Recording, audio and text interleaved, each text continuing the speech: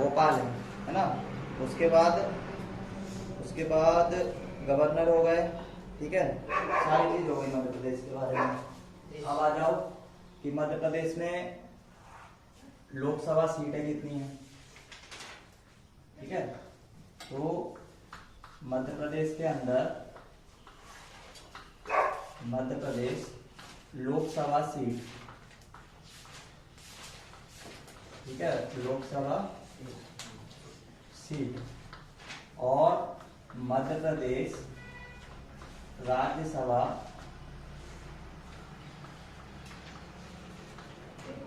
Seat, ठीक है। लोकसभा और राज्यसभा जो है ये हर स्टेट के अंदर, ये स्टेट के अंदर नहीं होती है ना। ये जो लोकसभा है और ये जो राज्यसभा, ये कहाँ पर होती है, सेंटर में है ना, दिल्ली में है दोनों की दोनों।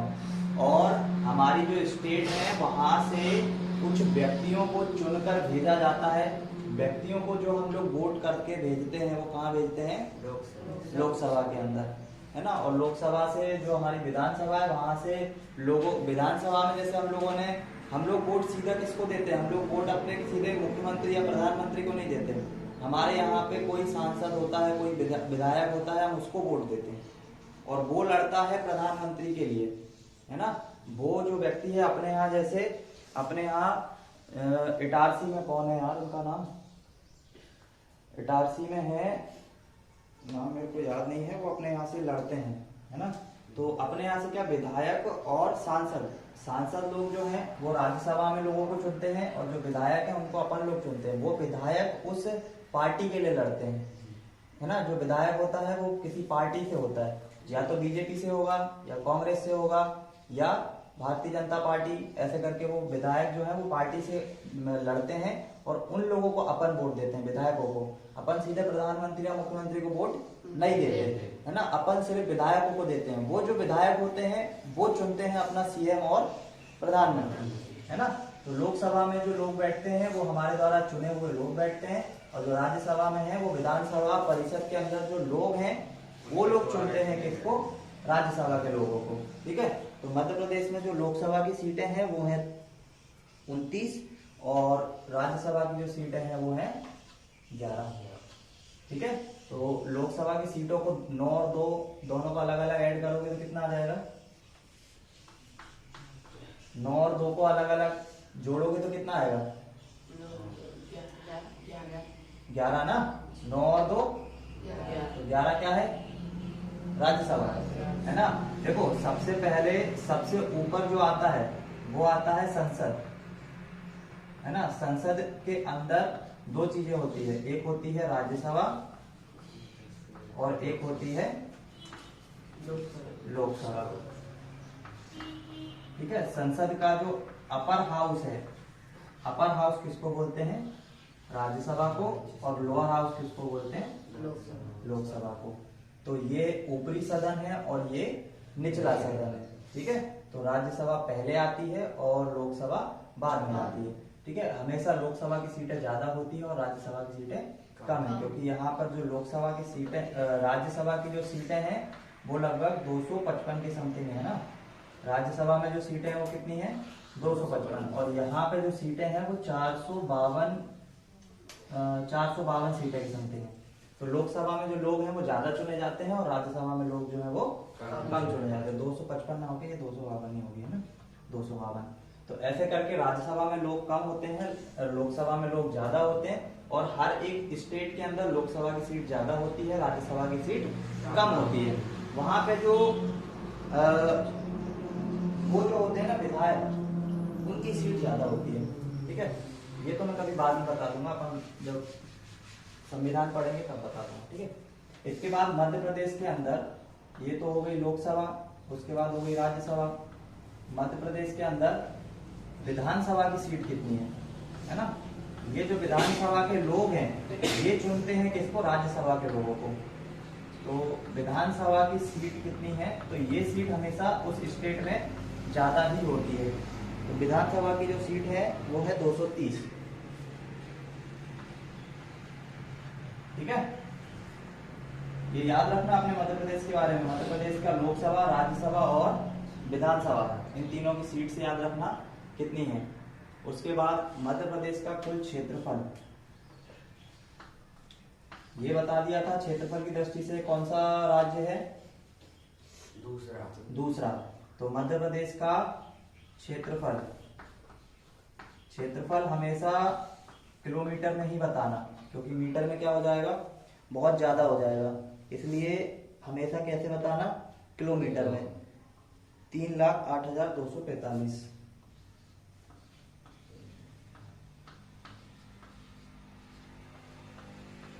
Kilometre square. ठीक है, करो इतना नोट डाउन। इसके बाद क्या रह गया, मध्य प्रदेश से जो स्टेट, पहली बात तो कितनी स्टेट है जो मध्य प्रदेश से बाउंड्री सीमा टच करती है, कितनी है टोटल? 6। कौन कौन सी है? एक उत्तर प्रदेश है, एक राजस्थान है, फिर एक महाराष्ट्र है, गुजरात है और छत्तीसगढ़। 5 ही है ना, 6 नहीं है, 5 है ना। 5 ऐसी स्टेट हैं जो मध्य प्रदेश के साथ क्या करती है, सीमा साझा करती है। ठीक है, इसके आगे देखो, मध्य प्रदेश का गीत,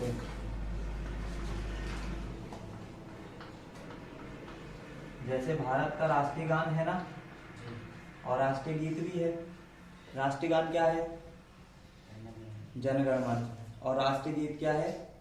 वंदे मातरम, है ना। एक रविन्द्रनाथ टैगोर जी ने लिखा है और एक बंकिम चंद्र चटर्जी ने लिखा है ना। जो अपना राष्ट्रीय गान है वो किसने लिखा है? रविन्द्रनाथ टैगोर ने, है ना। और जो राष्ट्रीय गीत है वो किसने लिखा है? बंकिम चंद्र चटर्जी ने लिखा है। तो मध्य प्रदेश का भी एक लोक गीत है। मध्य प्रदेश का गीत क्या है? मेरा मध्य प्रदेश, मेरा मध्य प्रदेश। ठीक है, तो ये मध्य प्रदेश का क्या है? गीत है, मेरा मध्य प्रदेश। मध्य प्रदेश का जो, जैसे हमारे भारत का राष्ट्रीय पशु है ना, राष्ट्रीय पक्षी भी है, ऐसे ही हर स्टेट का भी अपना खुद का स्टेट एनिमल होता है और स्टेट बर्ड होता है। ठीक है, तो मध्य प्रदेश का सबसे पहले तो देख लो कि मध्य प्रदेश का स्पेशल डांस कौन सा है। ठीक है, मध्य प्रदेश का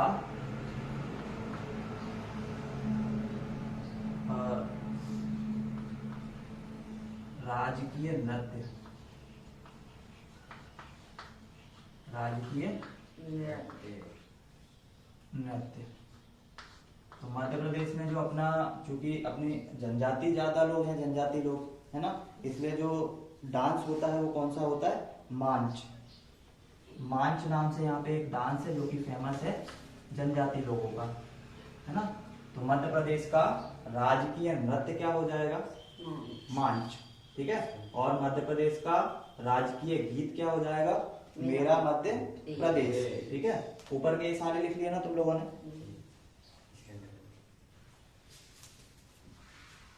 अभी तो बस लिखते चलो, धीरे धीरे सब याद करा दो। डेली डेली जब पढ़ेंगे ना सब याद। भारत के बारे में तो पता चल ही गया ना, कितने सारे, कितने महाद्वीप हैं, कितने महासागर हैं, ऐसे धीरे धीरे ये भी सब याद हो जाएंगे। ठीक है, मध्य प्रदेश का राजकीय नृत्य क्या है? मांच। और मध्य प्रदेश का राजकीय पशु, राजकीय पशु ये कौन है? वो तो हमारे, और पशु बोला है, पक्षी नहीं है ना, वो हमारे भारत का है मोर, है ना। 12 सिंगा, 12 सिंगा क्या है? हमारे मध्य प्रदेश का राजकीय पशु। हमारे भारत का राजकीय पशु कौन है? बाघ, है ना, शेर। और राजकीय, भारत का राष्ट्रीय पक्षी, ये राजकीय लिखा हुआ है, राज का मतलब होता है राज्य, और राष्ट्रीय का मतलब होता है भारत, है ना। राष्ट्रीय का मतलब क्या हो जाएगा? ये होता है स्टेट, और वो होता है नेशनल। नेशनल का मतलब होता है इंडिया लेवल पे, और स्टेट लेवल का मतलब होता है राज्य वाले लेवल पे, है ना। तो राजकीय पशु हमारा क्या है? बारहसिंगा। और भारत का क्या है? बाघ, शेर, है ना। और मध्य प्रदेश का राजकीय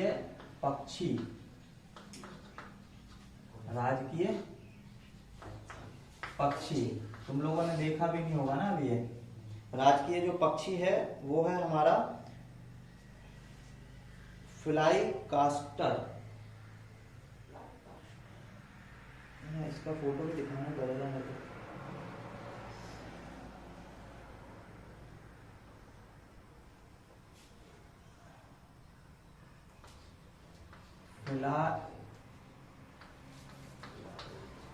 फ्लाई कास्टर, ठीक है, फ्लाई कास्टर। चलो पहले नोट कर लो इसको, उसके बाद दिखाता हूँ इसका फोटो। मध्य प्रदेश का क्या हो गया? राजकीय पशु हो गया, राजकीय पक्षी हो गया। एक चीज और होती है क्या?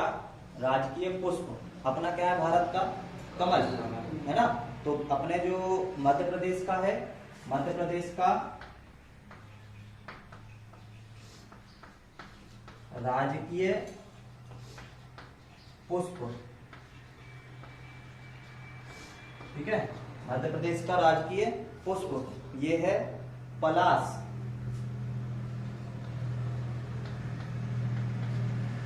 ठीक है। और लास्ट वन है मध्य प्रदेश की राजकीय मछली। हर स्टेट की अपनी कुछ ना कुछ फेमस चीजें होती है ना। और अपनी मध्य प्रदेश की जो राजकीय मछली है वो कौन सी है? महासिर। ठीक है, महासिर नाम की एक मछली आती है, बहुत बड़ी सी मछली होती है। देखिए तुम लोगों ने मछली देखी है महासिर? छोटी मोटी मछली देखी होगी ना। मध्य प्रदेश की जो राजकीय मछली है वो कौन सी है? महासिर। लगभग इतनी एक बड़ी होती है महासिर। ठीक है, तो वो अपने मध्य प्रदेश की क्या है? राजकीय मछली। ठीक है, अभी फल और रह गया है, फल और ट्री। इतनी चीजें लिखो पहले तो, है ना। दो चीज कौन सी हो गया? ऊपर का सबका हो गया, मिटा दो। अब अपना मध्य प्रदेश का राजकीय फल, मध्य प्रदेश का राजकीय फल, ठीक है। तो राजकीय फल क्या है?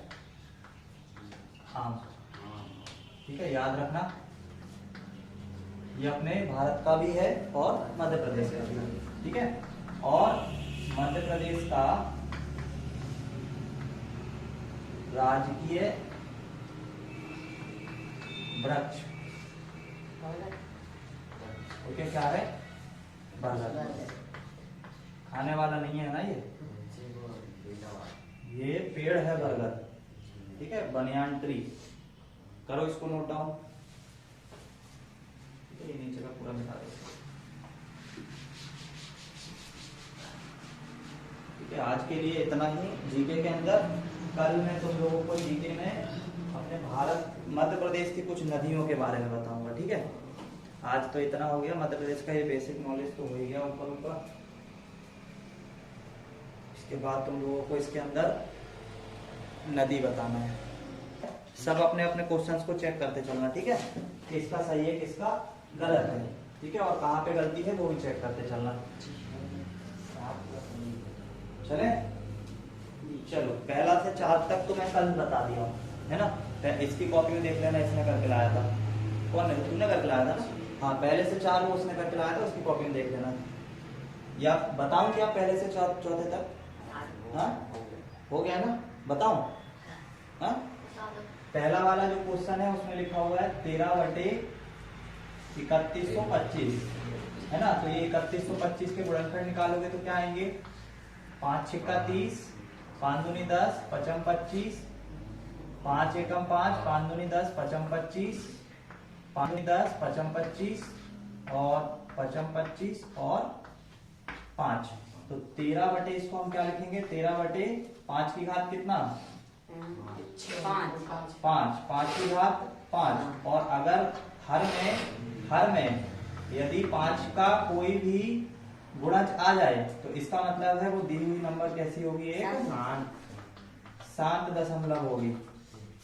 ठीक है, हो गया, शांत दशमलव होगी। क्वेश्चन नंबर 2, क्वेश्चन नंबर 2 में दिया हुआ है 17/8। तो 17/8 में इतना तो तुम लोगों को पता है, 17/8 को क्या लिख सकते हैं, 2 की घात 3 वे 4 नहीं, 17/2 की घात कितना 3। 8 को 2 से भाग लगाओगे तो 2 चौको 8, 2 दूनी 4, 2 एकम 2, कितनी बार 3 आ रहे हैं। और हर में अगर 2 की घात 3 है, इसका मतलब वो कैसी हो जाएगी, शांत दशमलव। हो गया। क्वेश्चन नंबर 3, क्वेश्चन नंबर 3 है 64/455। 455 को भाग लगाओ 5 से, 5 नम 45, 5 एकम 5, 13 सत्ते 91 और 7 एकम 7। तो इसको लिखोगे तुम 64/5 गुणा 13 गुणा 7। अब चूंकि 5 है तो 5 तो इसको शांत बना देगा, लेकिन ये जो 13 और 7 है ये उसको क्या कर देंगे, अशांत कर देंगे। तो ठीक है, ये कैसी हो जाएगी, अशांत दशमलव हो जाएगी। क्वेश्चन नंबर 4, क्वेश्चन नंबर 4 के अंदर है 15/1600। 15/1600, तो 1600 को जब तुम भाग लगाओगे तो ये आएगा 2 अट्ठे 16, 2 जीरो, फिर 2 चौको 8, 2 जीरो, इन 2 जीरो को अलग कर लो, है ना। इसको लिख लो 15/16 गुणा 100। ठीक है, 16 गुणा 100। तो 16 को तुम लोग यहां से निकालोगे तो 16 का आ जाएगा 2 की घात कितना,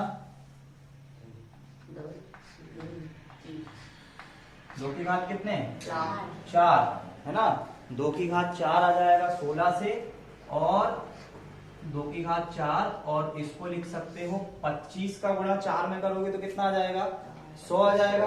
और 25 को क्या लिख सकते हैं, 5 का स्क्वायर।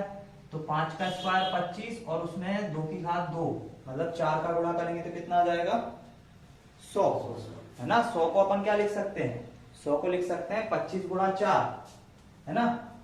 25 चौके 100 होता है, और 25 को लिख सकते हैं 5 का स्क्वायर, और 4 को लिख सकते हैं 2 का स्क्वायर। ठीक है। और अगर हर में हमें 5 और 2 के गुणनखंड अगर मिलते हैं, है ना, देखो 5 के भी हैं और 2 के भी हैं, तो इसका मतलब है ये कैसा दशमलव हो जाएगा, शांत दशमलव हो जाएगा। ठीक है, तो ये होगा पूरे कितने क्वेश्चन, 4 क्वेश्चन। जल्दी से टीपो और जल्दी से चेक करो किस किस के सही है, किस किस के गलत है। जल्दी से लिखो।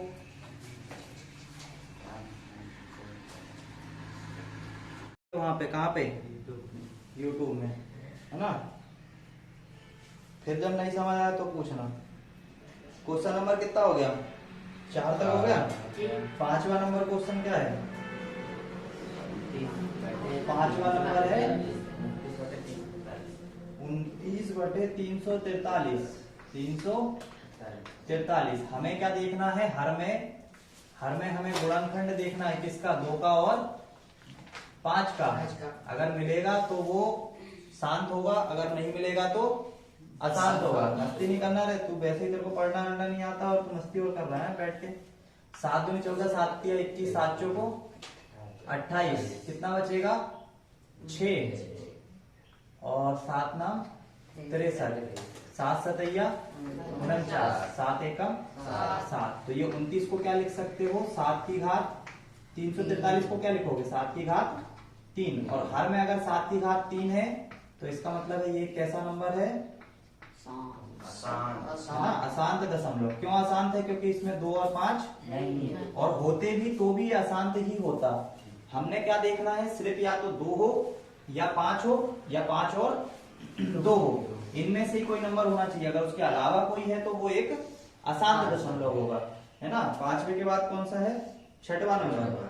6वां नंबर है 23/2 की घात। यही है क्या, 23/2 की घात कितना 3, और 5 की घात कितना 2। तो अगर हर में 2 और 5 दोनों मिल जाए, उनकी घात कुछ भी हो, है ना, उनकी घात कुछ भी हो, वो कैसे होंगे, हमेशा शांत दशमलव ही होंगे। ठीक है। Question number 7। क्वेश्चन नंबर 7 के अंदर क्या है? 129 बटे 2 की घात कितना? 2, 5 की घात 7 और 7 की घात 5। अब ये दोनों है तो ये दोनों तो इसको शांत बना देते, लेकिन चूंकि ये 7 भी आ गया, ये इसको क्या बना देगा? अशांत बना देगा, है ना। तो ये कैसी हो जाएगी? अशांत दशमलव। अब देखते से ही बता दोगे ना कौन सी शांत है और कौन सी अशांत है, ठीक है। अगर गुणनखंड दिए ही हुए हैं निकाले तो बता ही दोगे। क्वेश्चन नंबर कौन सा? 8। 6 बटे 15। 6 बटे 15 को क्या लिख सकते हो? 5 गुणा 3। अभी ये कट रहा है, 6 बटे 15 को काय से काट सकते हो? 3 से काट सकते हो। 3 दूनी 6, 3 बचे 15। तो ये कितना लिखा हुआ है? 2 बटा 5। और ये 2 बटे 5 है या नहीं है? है ना। कैसी हो जाएगी? शांत दशमलव हो जाएगी। Question number 9। क्वेश्चन नंबर 9 क्या है? 35 बटे 50 है। 35 बटे 50 ना। तो 35 बटे 50 को काट सकते हो। 5 सत्ते 35 और 10, है ना। अब 10 बटे 7 तो एक कैसी है? अशांत है क्या? शांत है, क्योंकि 10 जो है वो 5 और 2 का क्या होता है? गुणनफल होता है ना। 10 जो है वो 5 और 2 का क्या है? गुणनफल है। तो 9वां भी कैसा हो जाएगा? शांत दशमलव हो जाएगा। इसके बाद कौन सा? 10वां 77 बटे 210। करोगे? नोट डाउन करोगे इसको? किस किसने करके लाया है? 2 सही है। जो नहीं है सही वो नोट डाउन कर लो। जाओ 10 पे।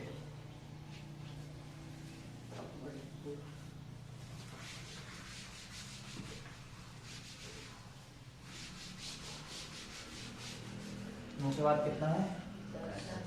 10। क्वेश्चन नंबर 10 में क्या बोला है? 77 बटे 210। करो इसके 210 के गुणनखंड। 3 सत्ते 21, 2 से काटोगे 35, 5 से काटोगे 7 और 7 से काटोगे 1। तो ये आ जाएगा 77 बटे 3 गुणा 2 गुणा 5 गुणा 7। 7 से इसको काट दोगे तो ये क्या कितना आ जाएगा? 11 बटे 3 गुणा 2 गुणा। अब 5 और 2 जो है ये तो इसको शांत बना देंगे, लेकिन ये जो 3 है ये इसको क्या बना देगा? अशांत। तो ये कैसा दशमलव हो जाएगा? अशांत दशमलव हो जाएगा, ठीक है। 11वां भी है क्या इसके बाद? खत्म। क्या दिया? अच्छा, प्रश्न क्रमांक 2 आ गया, है ना। चलो जल्दी से इसको देखो, कौन सा नोट करना है जल्दी करो। प्रश्न क्रमांक जो 2 है उसमें क्या लिखा हुआ है? दी गई परिमेय संख्याओं के दशमलव प्रसारों का लिखित शांत जो है उनको लिखो। तो जो पहले वाले क्वेश्चन में जो जो नंबर तुम्हारे शांत निकल के आए हैं उन नंबर को लिखना है, और लिखने के बाद उससे उसमें भाग लगाना है। भाग लगाने के बाद जो उत्तर आएगा वो उत्तर तुमको क्या करना है? लिख के लाना है। एक क्वेश्चन बताऊंगा उसके बाद तुम करके लेके आना। करो इसको जल्दी से।